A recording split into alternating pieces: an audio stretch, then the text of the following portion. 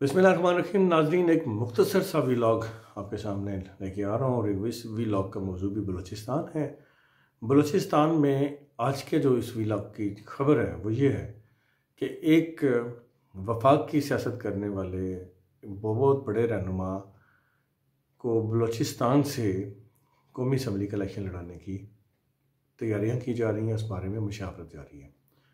वो रहनुमा कौन है और क्यों लड़ना चाहते हैं बलूचिस्तान से, या उन्हें बलूचिस्तान से लड़ाने की क्यों पेशकश की जा रही है या क्यों वो सोच रहे हैं, इस बारे में मैं आपको आगाह करूंगा। इस बात को शुरू करने से पहले हमेशा की तरह यही रिक्वेस्ट कि मेरे चैनल को यूट्यूब पे सब्सक्राइब कर लीजिए, पाकिस्तान वाला टीवी को, और फेसबुक पे मेरा जो अकाउंट है वो बिलाल डार के नाम से है, तो उसको भी फॉलो कर लीजिएगा। नाज़रीन ग्रामी, आपके इल्म में है कि पंजाब में तो पीटीआई की जो वेव थी वोटर की वो किसी हद तक टूटी है, और क्योंकि उनकी क़यादत, आला क़यादत जेल में है, बाकी सारे कुछ मफरूर हैं, भाग गए हैं, और कुछ जो बच गए थे, गिरफ़्तार हो गए थे, उन्होंने अपनी पार्टी बदल ली है। लेकिन केपीके के अंदर, खैबर पख्तूनख्वा के अंदर पीटीआई की वेव मौजूद है और पीटीआई वहाँ एक अच्छी पोजीशन में है। वहाँ वो अच्छे तरीके से इलेक्शन कॉन्टेस्ट करने की पोजीशन में है। नाज़रीन ग्रामी, आपके इल्म में है कि केपीके से मौलाना फजल रहमान साहब की जमीयत उलमा इस्लाम भी बड़ी अच्छी पोजीशन हमेशा से रखती आई है। माजी में उनकी हुकूमत भी बनी जब MMA थी, तो लेकिन पहली मर्तबा हुआ पिछले इलेक्शनों में कि मौलाना फजल रहमान साहब कामयाब नहीं हो सके।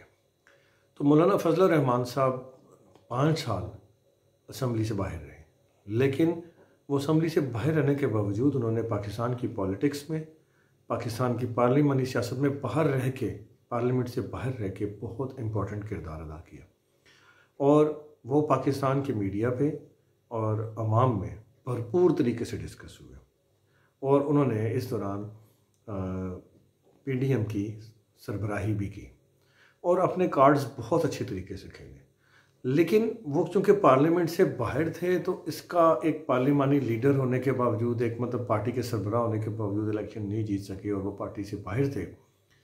तो अब ये डिसीजन हुआ है या ज़ेर बहस है बात कि मौलाना फजल रहमान को KPK के अलावा बलूचिस्तान से और सिंध से भी इलेक्शन लड़वाया जाए, जिसके लिए सिंध में ये कोशिश हो रही है कि GDA, MQM, पाकिस्तान मुस्लिम लीग और JUI, ये 4 पार्टियां मिल के अगर कुछ सीट एडजस्टमेंट करें और उस सीट एडजस्टमेंट में एक सीट मौलाना फजल रहमान साहब को दी जाए, क्योंकि मुस्लिम लीग नवाज़ भी यही चाहती है। मुस्लिम लीग नवाज़ की आला क़यादत मियां नवाज़ शरीफ, शहबाज शरीफ, हमज़ा और मरीम नवाज़ साहबा भी यही चाहते हैं कि मौलाना फजल रहमान किसी भी तरीके से पार्लियामेंट में वापस ज़रूर आएँ, क्योंकि पिछले इलेक्शन में उन्हें धांधली के ज़रिए शिकस्त दी गई थी। तो उस शिकस्त को ख़त्म करने के लिए और मौलाना फजल रहमान साहब के वापसी के लिए ज़रूरी है कि उन्हें पार्लियामेंट में हर सूरत लाया जाए। तो एक तो सिंध से कोशिश हो रही है KPK के अलावा, और दूसरी कोशिश बड़ी हो रही है बलूचिस्तान से, क्योंकि बलूचिस्तान में JUI की नशिस्तें ऑलरेडी आती हैं कौमी असम्बली के अंदर भी, और सूबाई असम्बली में उनका बहुत अच्छा स्कोर होता है। तो अब मशवरा हो रहा है कि JUI के जो मजबूत हल्के हैं जहाँ से वो कामयाब होते हैं, उनमें से किस हल्के का इंतखाब किया जाए मौलाना फजल रहमान साहब के लिए। अब ये बात ज़ेर गौर है और अनकरीब इसका फ़ैसला हो जाएगा, और इसके बाद मौलाना फजल रहमान साहब की भरपूर कैंपेन उस हल्के में, उन हल्कों में शुरू हो जाएगी। और नाज़रीन, यहाँ मैं आपको ये भी बताता चलूँ, इस हवाले से ये तजवीज़ या ये बातचीत का अमल जारी है, ना सिर्फ मुस्लिम लीग नून के साथ, बल्कि JUI की बातचीत अंदरून खाना महमूद खान अचकज़ई साहब के साथ भी जारी है। ज़राए के मुताबिक महमूद खान अचकज़ई साहब को भी जिस तरह के पार्टी से पिछले इलेक्शन में हरवाया गया था और पार्लियामेंट से बाहर रखा गया था, इस मरतबा मुस्लिम लीग नवाज़ ने भी ये फ़ैसला किया है कि उनके हलके से मुस्लिम लीग नवाज़ अपना MNA के लिए कोई उम्मीदवार खड़ा नहीं करेगी। और इसी तरह ये कोशिश हो रही है कि जो भी वोट बैंक पश्तूनों का, JUI का, उनके हलके में है, वो भी महमूद खान अचकज़ई साहब को दिया जाए। जबकि चूँकि JUI ज़्यादातर वो भी KPK में पश्तून इलाकों में ज़्यादा है, तो वहाँ महमूद खान अचकज़ई साहब की पार्टी का भी एक मुनासिब वोट है।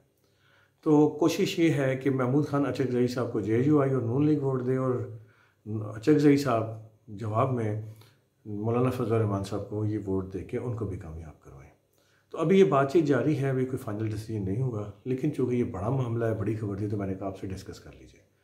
नाज़रीन, आखिर में फिर वही रिक्वेस्ट, प्लीज़ सब्सक्राइब और फॉलो कीजिएगा। कुछ नहीं जाता, सिर्फ एक फॉलो ही करना है, एक टच ही करना है। अल्लाह ताला आपका मेरा हामी नासिर हो। अस्सलाम वालेकुम।